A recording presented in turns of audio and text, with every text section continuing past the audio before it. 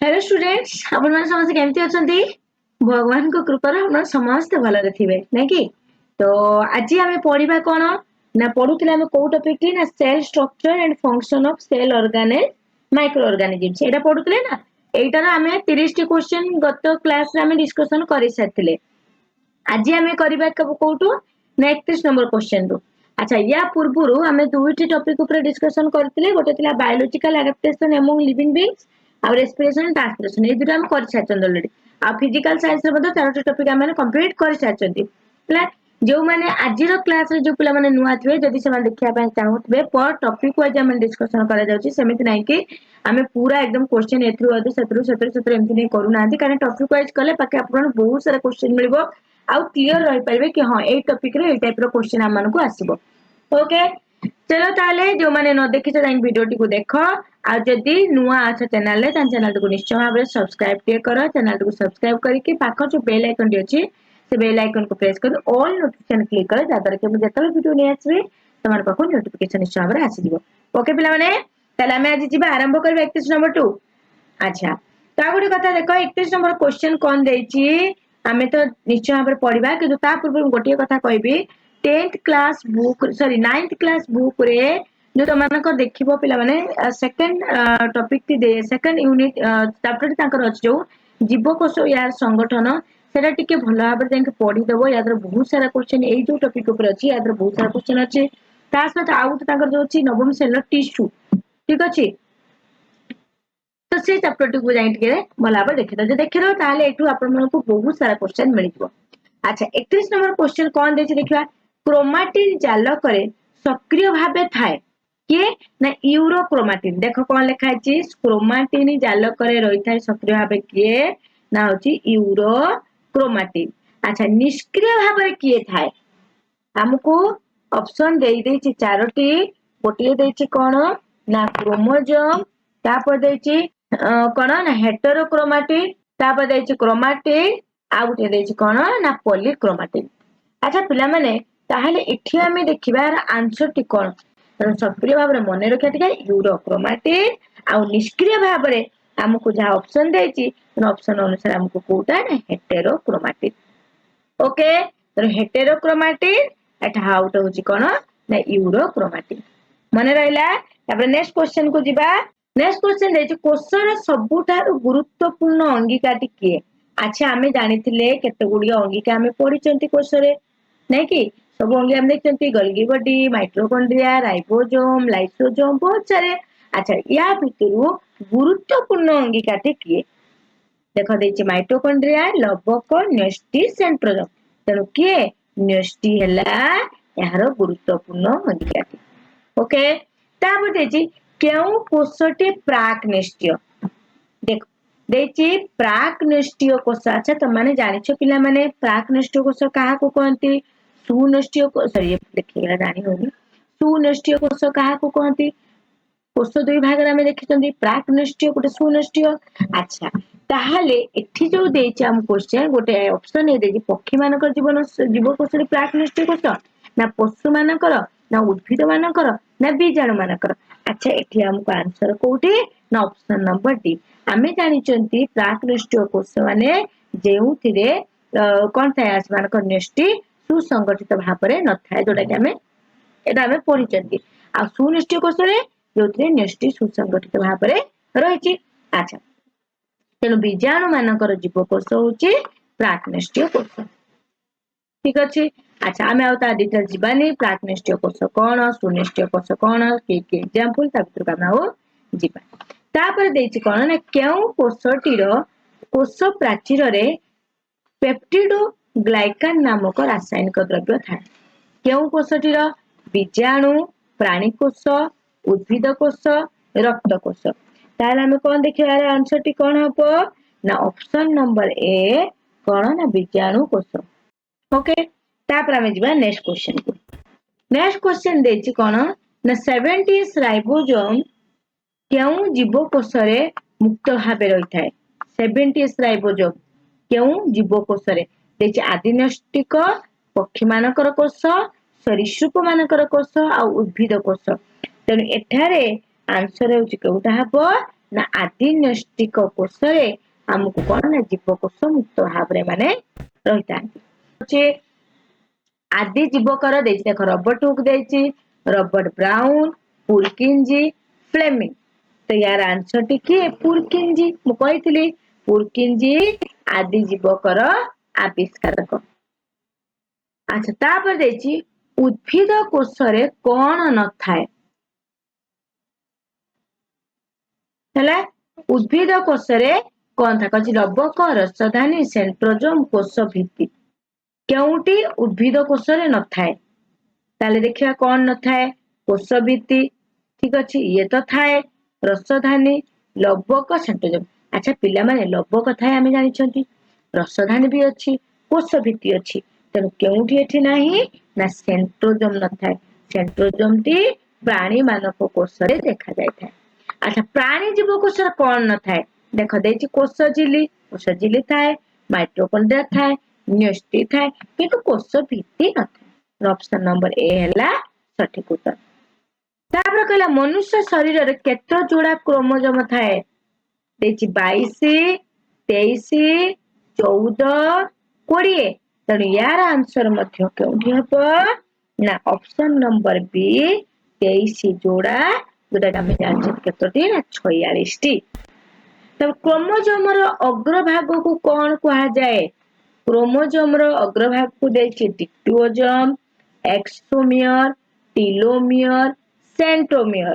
तेणु कोउठा हबो ना क्रोमोसोम रो अग्रभाग को कहा जाए कोन ना टेलोमियर मने रहिला तापर हमें जिबा नेक्स्ट क्वेश्चन को अच्छा कहला प्रोटीन संश्लेषण केउ ठारे होई थाए देछि हरित लबक वर्ण लबक तापर देछि कोन ना होछि कोन देला राइबोसोम रसधानी तो हमें जानछंती प्रोटीन संश्लेषण जो हमरो कोन पुष्टिसार संश्लेषण को केउठी होई थाए ना राइबोसोम रे ही होई थाए ओके तापर नेक्स्ट क्वेश्चन को जिबा नेक्स्ट क्वेश्चन कहला श्वेतसार संश्लेषण केउठारे होइताए बढ़िया क्वेश्चन टी कहला हरित लबक वर्ण लबक राइबोसोम डिक्टोसोम तो कोउठी श्वेतसार संश्लेषण होइताए हरित लबक रे तार आंसर होची कोउठी ना ऑप्शन नंबर ए तापर हमें जिबा 45 नंबर क्वेश्चन 45 नंबर क्वेश्चन कोन देछि देखिबा 45 नंबर क्वेश्चन कहिछि कोषरे किए आत्मघाती थली परि कार्य करे ये क्वेश्चन टी मध्य मु पूर्व क्लास रे आलोचना करिथिली तेनु किए लाइसोसोम कोषरे आत्मघाती थली परि कार्य करे उद्भिद कोषरे थिबा गोल्गी पिंड को कोन कहा जाए उद्भिद कोषरे थिबा गोल्गी पिंड को कोन कहा जाए डिक्टियोसोम मन रहला अच्छा तापर पोषक कोष बाहर केउ गुड़िक संपूर्ण निष्क्रिय हो जाती पोषक कोष बाहर केउ गुड़िक माने बिल्कुल ताकर कोनोसी एक्टिविटी माने कार्य करती नाही किए से माने होचंती भूताणु अच्छा तरल झाड़ा रोगर कारक के एटा समस्त हमें जानि छंती इजी क्वेश्चन टी है के ना आदि प्राणी होची तरल झाड़ार रोगर कारक होइताय तापर आसला कोन ना किणन पद्धति रे सॉरी किणन पद्धति किया आविष्कार करथिले पहिला Louis Pasteur Alexander Fleming Edward Jenner Robert Koch अच्छा पिला माने ये क्वेश्चन टी उटे काम करो ओके मिनिट अच्छा एठी का अंगुडा काम करो लेखिनियो टिके जो अलेक्जेंडर फ्लेमिंग देचंती ये कौन करथिले ना होची पेनिसिलिन रो ये हेलो उद्भावक कोथि रो पेनिसिलिन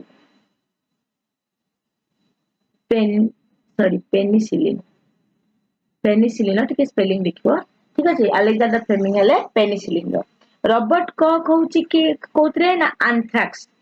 मने रखो ये हेले एंथ्रैक्स रो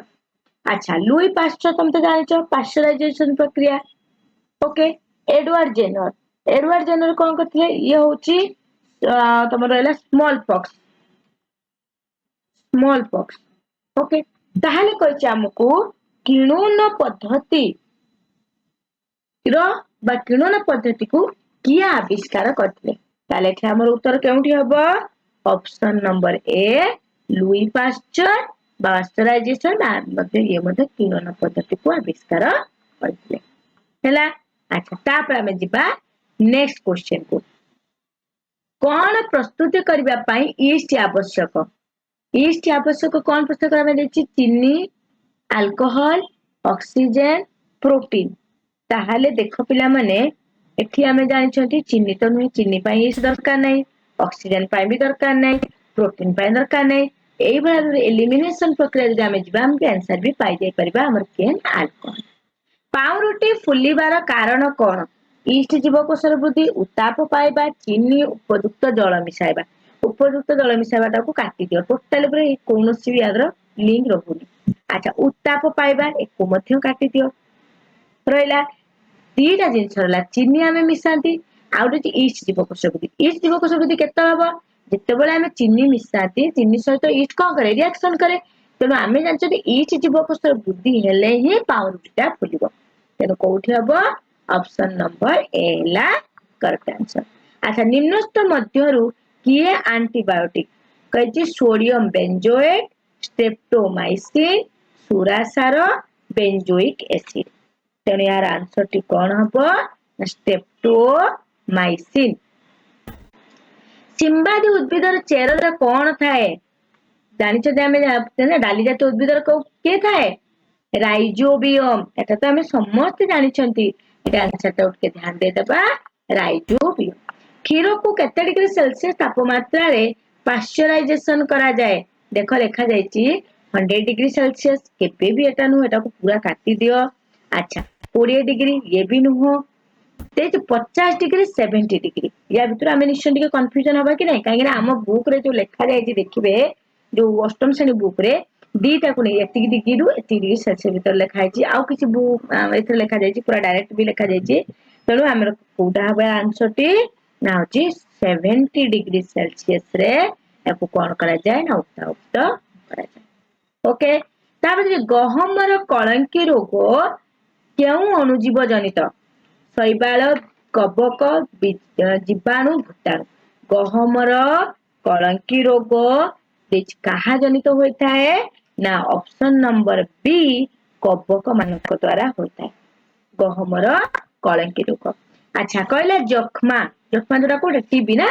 बीजाणु आ चर्म रोग कोटा रहइबो देछि कबक आदि प्राणी भूताणु बीजाणु तेणु यार आंसर कोटा कबक ला चर्म रोग कबक ओके तापर हमें जिबा 57 नंबर क्वेश्चन को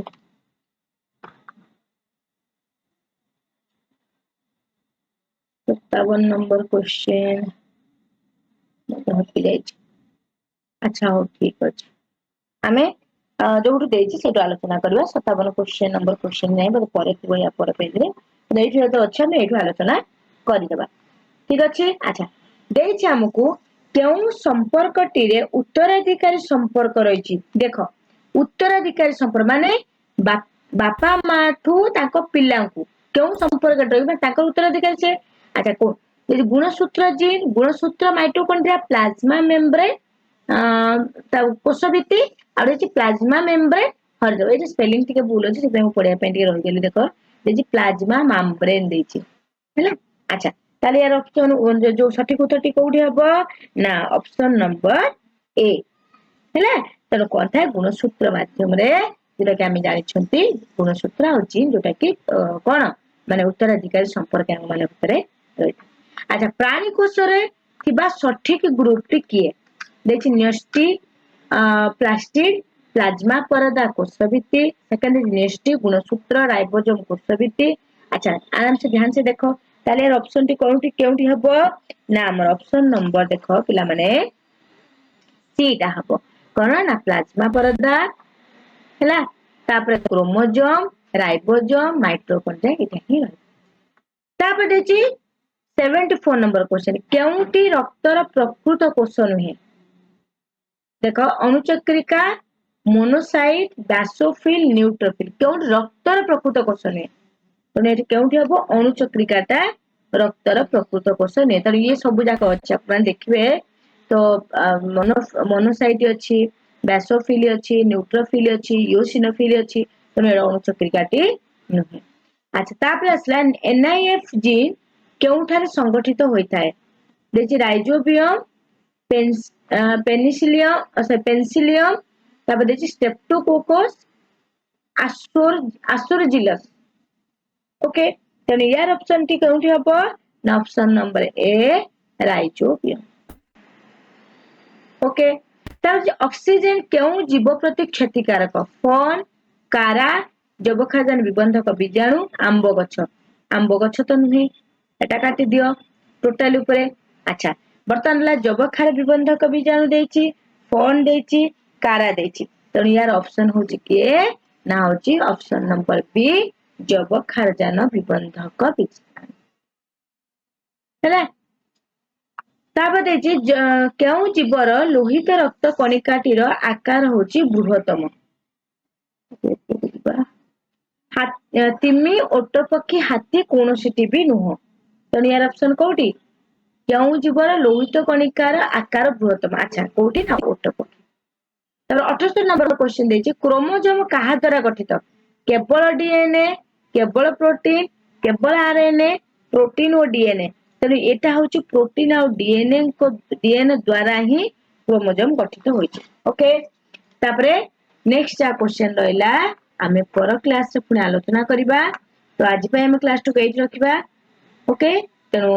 जो माने लास्ट पर्यंत क्लास टू देखिछ समस्त बहुत बहुत सारा धन्यवाद।